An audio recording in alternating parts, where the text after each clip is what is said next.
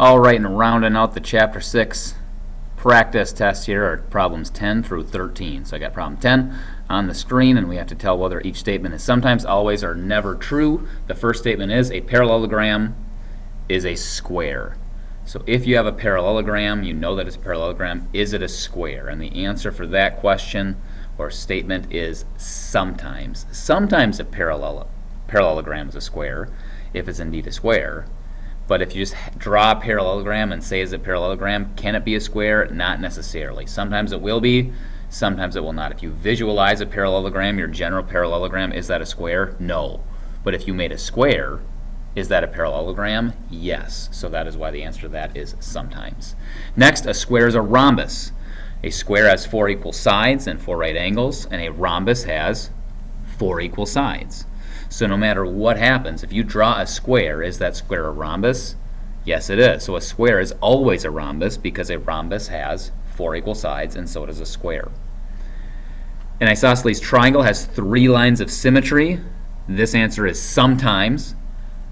If the isosceles triangle is an equilateral triangle, it will have 3 lines of symmetry. But if that isosceles triangle is not an equilateral triangle, it would only have 1 line of symmetry. So if that isosceles triangle is an equilateral, then it can, and that's why the answer there is sometimes.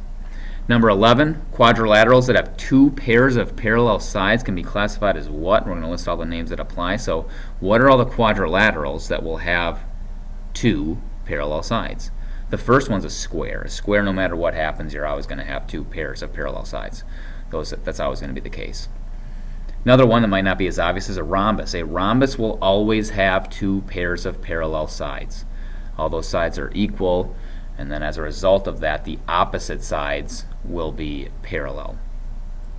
Also, a parallelogram. That's what makes a parallelogram is by having 2 pairs of parallel sides.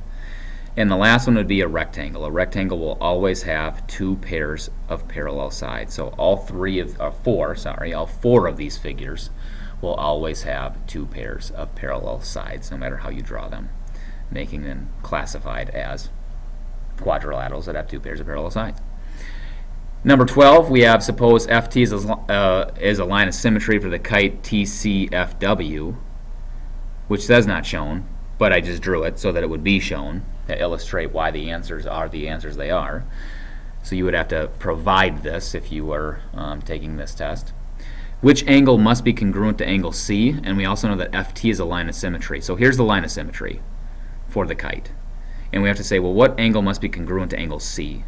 Well, here's angle C over here, and the reflected image of C is W, so that would be angle W. And then part B to this question asks, which side must be congruent to side FC? Here's FC right here.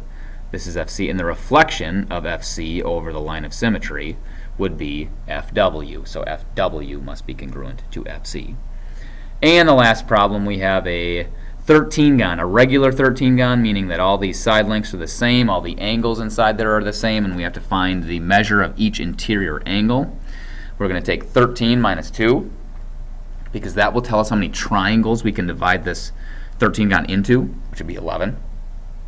Multiply each of those 11 triangles by 180, so 11 times 180 gives us 1980.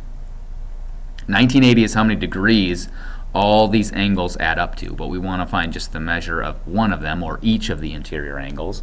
So we're going to do 1980 divided by 13, because there are 13 angles, and we're going to get approximately 152.3. So each of those angles on the inside of that 13-gon is approximately 152.3 degrees.